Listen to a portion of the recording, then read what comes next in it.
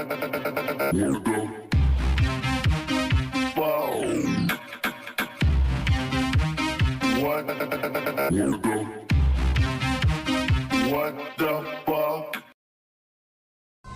a stunning article by Catherine Schulz in The New Yorker this week. And frankly, if I lived right now in the Pacific Northwest, I'd be considering moving. Seriously. The gist of it is this. The federal government estimates 13,000 Americans will die in a major earthquake and tsunami in the Pacific Northwest. It's not a question of whether, but when. This earthquake is coming, and it's overdue.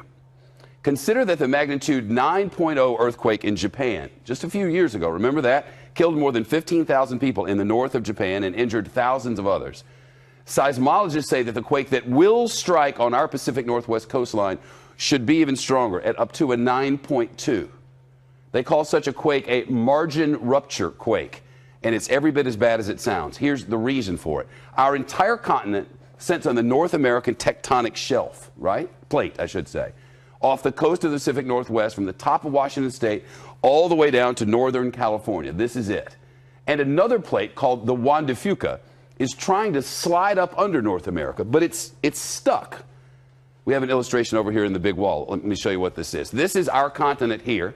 This is the Cascada Mountains. This is the Cascadia, what do they call it? The Cascadia what? Bridge.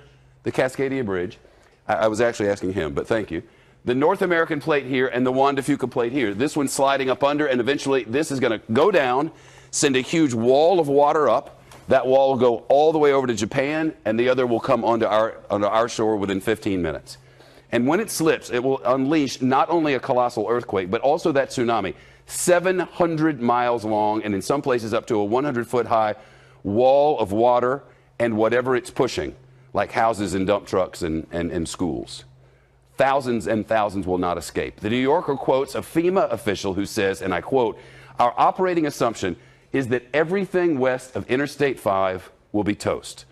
Everything west of Interstate 5 is gone. That's Seattle, Tacoma, Portland and Olympia, Salem and Eugene, wiped out. Altogether about 7 million people. That's not including tourists. So think of summertime. The New Yorker reports that FEMA calculations indicate the disaster will damage or destroy about 1 million buildings, including 3,000 schools and 1/3 of all fire stations. And perhaps the worst part of all of this, these sorts of earthquakes happen at regular intervals in exactly this part of the world, have forever. On average, according to seismologists, about every 240 years. So when was the last one of these? These massive 9.2 or so earthquakes? Well, the last one was more than 300 years ago, the year 1700. It struck in the Pacific Northwest and sent a 600-foot wave of water all the way to Japan. So right now, on average, the Pacific Northwest is decades overdue for the really, really big one. Michio Kaku is a physicist and professor at City College of New York. This article is stunning. Is it overstated in any way? No, the Cascadia Fault is an earthquake waiting to happen. We know it's going to happen with an energy 30 times the maximum energy of the San Andreas Fault. So Hollywood has us brainwashed into thinking the big one is going to be in California. No, the Cascadia Fault would pack energy 30 times the energy that the San Andreas Fault can muster. The article speaks of a liquefaction of the Earth, that part of the Earth will turn to liquid. That's right. We're talking about major energy surges inside the ground that'll cause it to liquefy. We've seen that in Japan. We saw that at Fukushima, and it's almost like quicksand. One day you're walking on solid ground, the next you're falling right into a quicksand. This earthquake would last 4 minutes or more, the rattling and the shaking, and then within 15 minutes they estimate this wall of water. In the entire inundation zone, you could have water up to 100 feet high. That's right. And in the inundation zone, we have 70,000 people that have almost no clue as to what could happen. You know, in Japan, you have to live with earthquakes every day. Children go through tests and drills. People are conscious of this. But in the Pacific Northwest, it barely rates on the radar screen. There's something that happens before the shaking that we can sense, sensors can pick up. That's an early warning system that they have all over Japan, especially in the north and in the Tokyo area. They've been trying to get it push through, look for money for it in the Seattle-Tacoma area, nothing. That's right. Before the earthquake actually hits, there's a compression wave that is detected by animals, for example. Animals start to act very strange, and we've seen that happen before earthquakes. And then a minute, 2 minutes later, boom, you head for the hills because there's nothing left to do except to go to high ground. You mentioned what this sort of event has caused in history. That's right. In the year 1700, there was a massive earthquake and tsunami which surged over Japan. And then running the videotape backwards, you can actually see that in 1700, it originated with a Cascadia fault. And then we physicists can calculate the energy, the magnitude, the dynamics once we got these two events linked together. And that was only done in the last decade or so. And you mentioned Mount Everest. That's right. Mount Everest is also created by the collision of two faults, just like what we have here.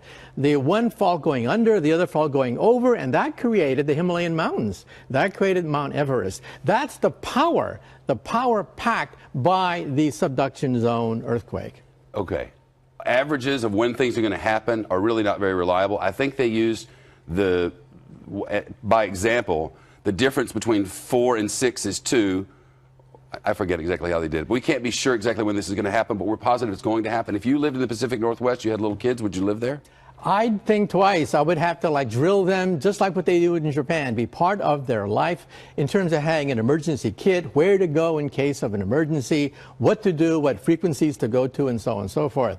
And by the way, we know that this is going to happen because by simply drilling into the seafloor, we can see evidence of ancient tsunamis going back 10,000 years.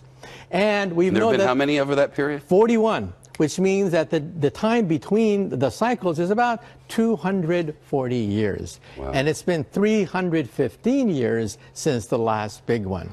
Now, of course, this is not rigorous, it's not absolute. But according to this figure, we could be overdue for another big one. Yeah, by many decades. It's nice to talk to you. Thank you. Really weird and scary.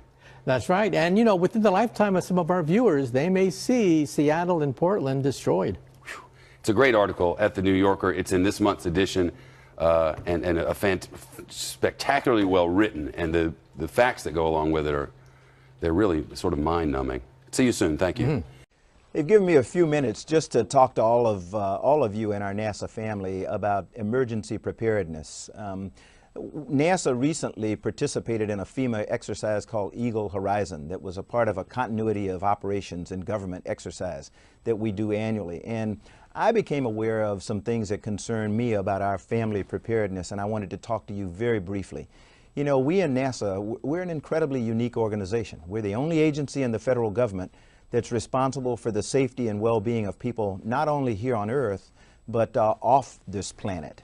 So my experience in the astronaut office, my experience as an active duty Marine, always talked about the importance of family preparedness and to make sure that we had a viable family support program. And I have concerns that ours right now is not as good as it ought to be. So what I'm asking all of you in the NASA family, whether you're out on the West Coast, here on the East Coast, along the Gulf Coast, up on the Great Lakes, think about the natural disasters that could occur in your area.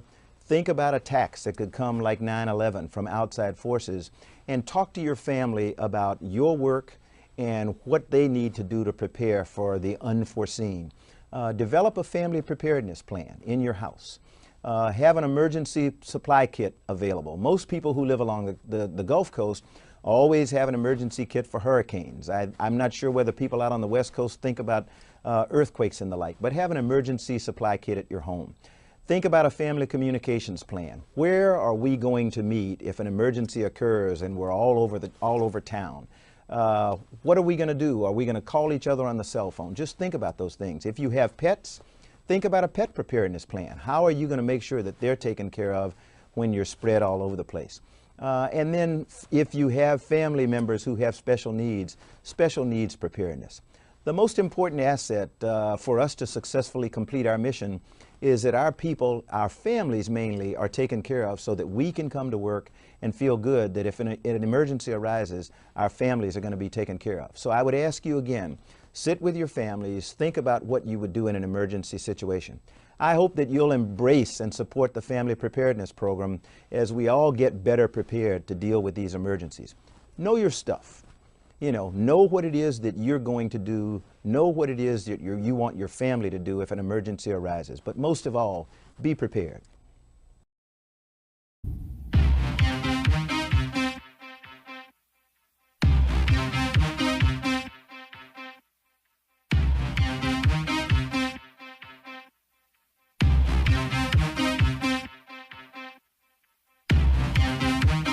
What?